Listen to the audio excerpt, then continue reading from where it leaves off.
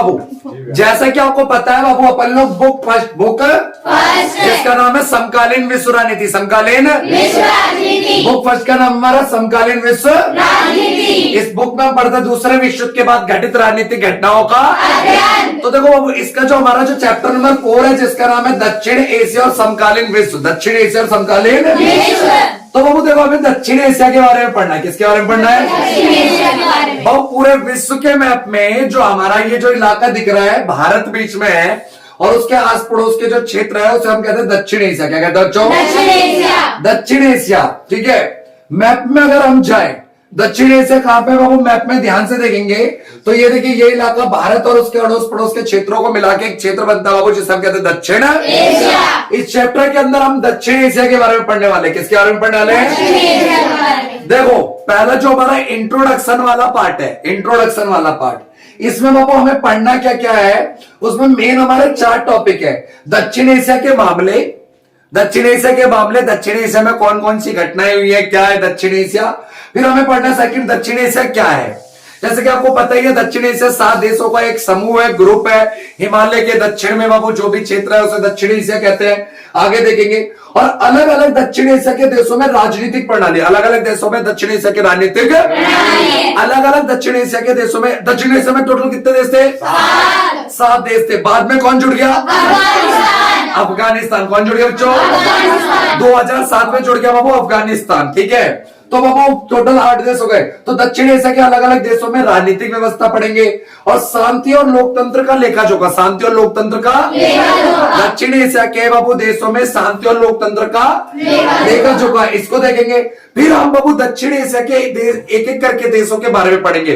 पाकिस्तान में लोकतंत्र और शांति को देखेंगे, बांग्लादेश के अंदर लोकतंत्र की स्थिति को देखना है, नेपाल के अंदर राजतंत्र से लोकतंत्र में कैसे बदलाव आया, श्रीलंका के अंदर जो जातीय संघर्ष चला था सिंहली और तमिलों के बीच, उसको हम पढ़ेंगे। मालदीव के अंदर, मालदीव 1200 आइलैंड को मिलकर के एक देश बना है जहां पे 1968 तक सल्तनत का शासनकाल था। किसका शासनकाल था? फिर बाबू दक्षिण एशिया के बारे में कुछ कॉन्सेप्ट और पढ़ना है, उसके बाद बाबू दक्षिण एशिया हमारा खत्म हो जाता है।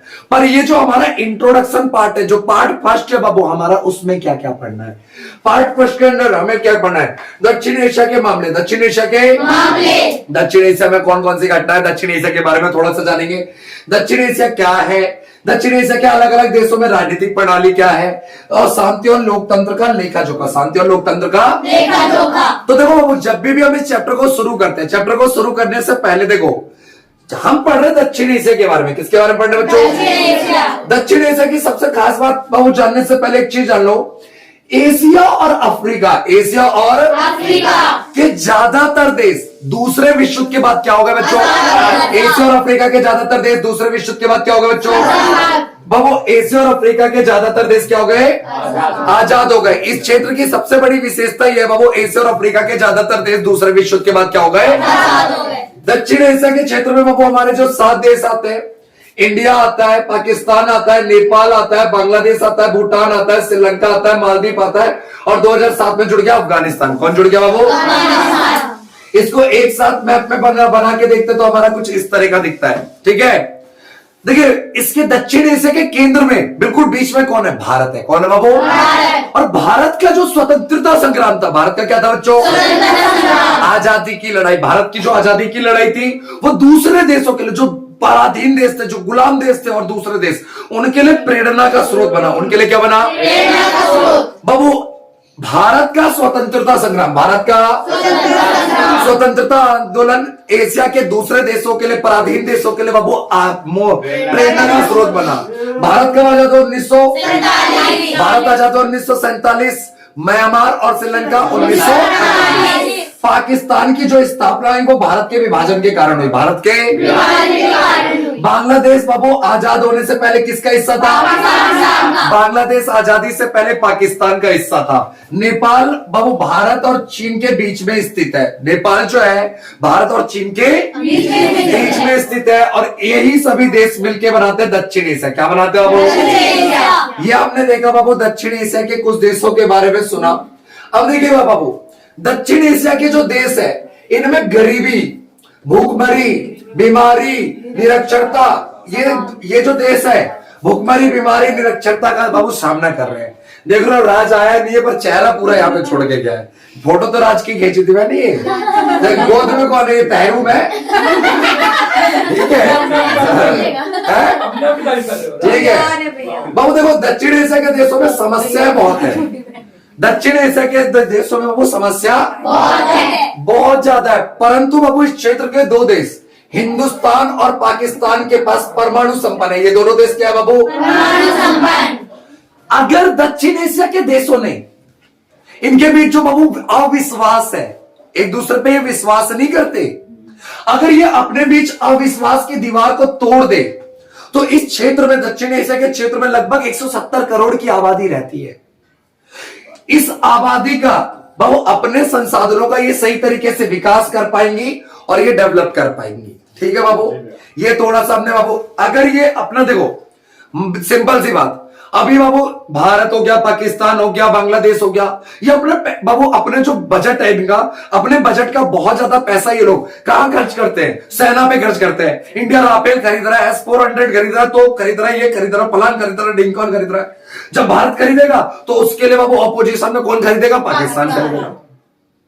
तो भैया सारा पैसा तुम खर्चा कर रहे हो बाबू, क्यों कर रहे हो खर्चा, क्योंकि तुम्हारे को एक दूसरे पे विश्वास नहीं है, और यही तुम बाबू अपने देश में गरीबी, बेरोजगारी, भुखमरी इन पे खर्च करोगे, शिक्षा पे खर्च करोगे तो विकास भी होगा इस क्षेत्र का, संसाधनों का सही तरीके से यूज भी होगा, इस्तेमाल भी होगा। ठीक है खुशी बाबू, अब आगे देखिए बाबू, इस चैप्टर का पहला पॉइंट है बच्चों हमारा दक्षिण एशिया के मामले। दक्षिण एशिया के मामले, दक्षिण एशिया की बात है, क्रिकेट की बात है, ऐसा हो सकता है क्या?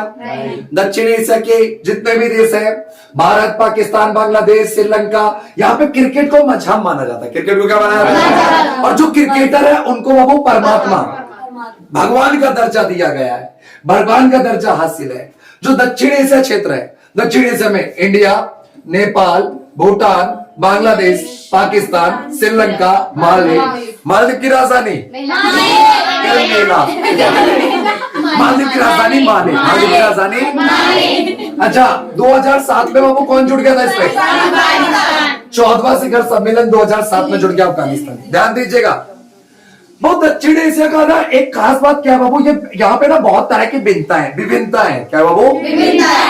देखो डाइवर्सिटी है, अलग अलग चीजें बाबू यहाँ पे मिलती है।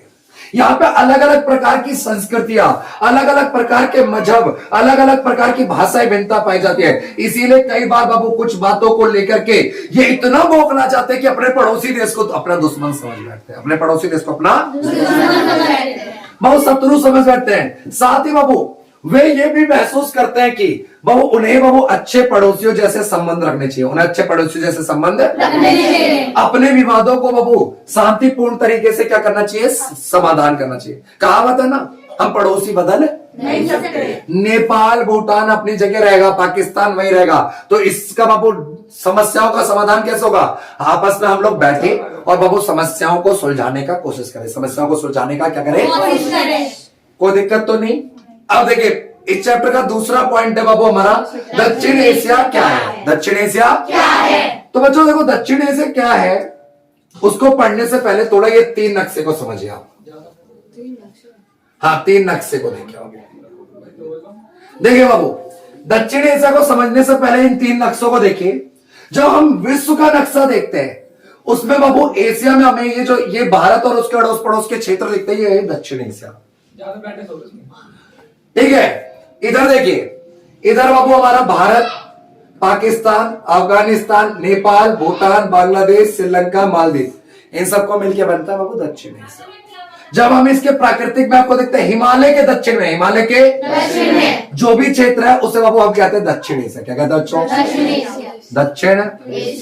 दक्षिण एशिया में कौन कौन से देश है? भारत, पाकिस्तान, बांग्लादेश, श्रीलंका, नेपाल, भूटान और मालदीव। दक्षिण एशिया में इन लोगों ने अपना पहला शिखर सम्मेलन किया था 1985। बांग्लादेश की राजधानी तो कहता है ढाका सम्मेलन, ढाका में बाबू सम्मेलन किया था, ढाका सम्मेलन। और 1985 में इन 7 देशों ने मिलकर अपना एक ग्रुप बनाया, अपना एक क्षेत्रीय संगठन बनाया जिसका नाम पड़ा सार्क। हिंदी बोलते दक्षेश। क्या बोलते हैं बच्चों? दक्षेश बोलते हैं, सार्क बनाया। ठीक है बाबू, अब देखिए दक्षिण एशिया एशिया के मानचित्र में हम देखते हैं तो हिमालय के दक्षिण में 7 देश हैं। इन्हीं 7 देशों के ग्रुप को बोलते हैं बाबू हम सार्क। दक्षिण बहु दक्षिण एशिया बहु इसके पूर्व में, इसके दक्षिण में, दक्षिण एशिया देशों के बाबू दक्षिण में हिंद महासागर है। क्या बाबू? इसके पश्चिम में अरब सागर है। पश्चिम में क्या है? पूर्व में बंगाल की खाड़ी है। इस क्षेत्र में अनेक प्रकार की वनस्पतियां पाई जाती है, अनेक प्रकार की वन संपदा पाई जाती है, खनिज जीव जंतु पाए जाते हैं। आर्थिक, सामरिक और संसाधनों की दृष्टि से एशिया का बहुत ही महत्वपूर्ण क्षेत्र है। आर्थिक दृष्टि से, संसाधन की दृष्टि से एक बाबू बहुत ही महत्वपूर्ण क्षेत्र है। ठीक है। बाबू दक्षिण एशिया में बाबू कई बार हम दक्षिण एशिया का अध्ययन करते हैं तो हम बाबू म्यांमार और अफगानिस्तान को भी शामिल कर लेते हैं। म्यांमार और अफगानिस्तान को भी शामिल बाबू 2007 में बाबू दिल्ली में जो मीटिंग हुई थी उसमें बाबू अफगानिस्तान भी इसका क्या बन गया? वो सदस्य। इसका क्या बन गया? वो सदस्य बन गया। अब देखिए बाबू, सालो बाबू इधर देखो, दक्षिण एशिया में विभिन्न राजनीतिक प्रणाली, दक्षिण एशिया के देशों में अलग अलग देशों में राजनीतिक प्रणाली क्या बाबू? पहले हम भारत और बाबू श्रीलंका को देखते हैं। भारत और श्रीलंका जब से आजाद हुए तब से क्या है? लोकतंत्र। भारत और श्रीलंका जब से आजाद हुए तब से क्या है? लोकतंत्र। भारत और श्रीलंका जब से आजाद हुए तब से लोकतंत्र है। पर बाबू भारत के अंदर जो लोकतंत्र को सबसे बड़ा खतरा माना जाता है वो जातिवाद और संप्रदायवाद। जातिवाद और भारत में बाबू लोकतंत्र को सबसे बड़ा खतरा किसे माना जाता है? जातिवाद और 2019 के आम चुनावों के बाद, 2019 के आम चुनावों के बाद लोकतंत्र के बाबू मामले में भारत थोड़ा नीचे है। भारत की रैंकिंग थोड़ी क्या हुई है बाबू? श्रीलंका के अंदर बाबू जातीय संघर्ष, आप आगे पढ़ोगे श्रीलंका के अंदर बाबू जो वहां की मेन जाति है सिंहली और तमिलों के बीच संघर्ष होगा, उसके बारे में हम पढ़ते हैं बाबू। उसमें बाबू उसके बाद तो पर बाबू फिर भी श्रीलंका में लोकतंत्र स्थिर है। लोकतंत्र क्या है? बांग्लादेश क्या बाबू? बांग्लादेश 1971 से पहले, आजादी से पहले किसका हिस्सा था? पाकिस्तान का हिस्सा था। वहां के पहले प्रधानमंत्री बने शेख मुजीबुर रहमान। 1975 में उन्हें मरवा दिया सेना ने, सेना का शासन आ गया। बांग्लादेश में वो कभी लोकतंत्र कभी सेना। इसके बारे में हम बाबू अच्छे से आगे पढ़ेंगे। फिर हम देखते हैं वो पाकिस्तान। पाकिस्तान के बाद आपको बारे में पूरा पता ही रखा है मैंने। पाकिस्तान में बाबू जिन्ना साहब आए। जिन्ना साहब पश्चिमी राष्ट्रों के अनुसार चलाना चाहते थे। जिन्ना साहब को मरवा दिया। जिन्ना साहब को मरवा दिया बच्चों, जिन्ना साहब को मरवा दिया। और बाबू जिन्ना साहब को मरवाया नहीं, जिन्ना साहब तो खुद मर गए थे ना। बाबू जिन्ना साहब बहुत जल्दी मर गए तो जिन्ना साहब के बाद बाबू जनरल अयूब खान आए तो जो राष्ट्रपति थे इस्कंदर मिर्जा, उनको हटा दिया, देश निकाला, घोषित कर दिया। 11 वर्षों तक जनरल अयूब खान बाबू देश की सत्ता में रहे। बाबू फिर कौन आ गया? जनरल 1971 में युद्ध हुआ। इन्होंने बाबू पूर्वी बंगाल के लोगों पे बाबू बहुत अत्याचार किया, इसलिए बाबू पूर्वी बंगाल के लोगों ने अपना अलग देश की मांग करी और बाबू 16 दिसंबर 1971 को नया देश बना बांग्लादेश। ठीक है। पाकिस्तान में भी बाबू कभी लोकतंत्र कभी सेना का शासन। आगे देखिए नेपाल। नेपाल 2006 तक, नेपाल 2006 नेपाल में 2006 तक क्या रहा था? संवैधानिक राष्ट्र, संवैधानिक। अब क्या वहां पे? लोकतंत्र है। नेपाल के बारे में आज अच्छे से पढ़ाऊंगा, ध्यान दीजिएगा। आज नेपाल पे चर्चा करेंगे। भूटान में बाबू 2007 तक क्या था? राजतंत्र था। अभी संवैधानिक राजतंत्र, अभी संवैधानिक राजतंत्र। मालदीव में बाबू क्या था? सल्तनत 1968। अब बाबू अब यहाँ पे मालदीव के अंदर बहुदलीय सिस्टम है, बहुदलीय प्रथा है, मतलब मल्टी पार्टी सिस्टम है। बहुत सारी पार्टी है बाबू, वोट देती है, राष्ट्रपति के चुनाव में भाग लेती है। और अफगानिस्तान में तो आपको पता ही है तालिबान का सिस्टम है। किसका सिस्टम है? जब भी बाबू हम दक्षिण एशिया की बात करते हैं तो देखिए दक्षिण एशिया के देश ना, दक्षिण एशिया बाबू सबसे ज्यादा गरीबी दुनिया के क्षेत्र में से एक माना जाता है। दक्षिण एशिया के ज्यादातर देश बाबू लोकतंत्र को अच्छा मानते हैं, लोकतंत्र को और लोकतंत्र की ओर बढ़ भी रहे। नेपाल लोकतंत्र की ओर बढ़ रहा है। मालदीव लोकतंत्र की ओर बढ़ रहा है।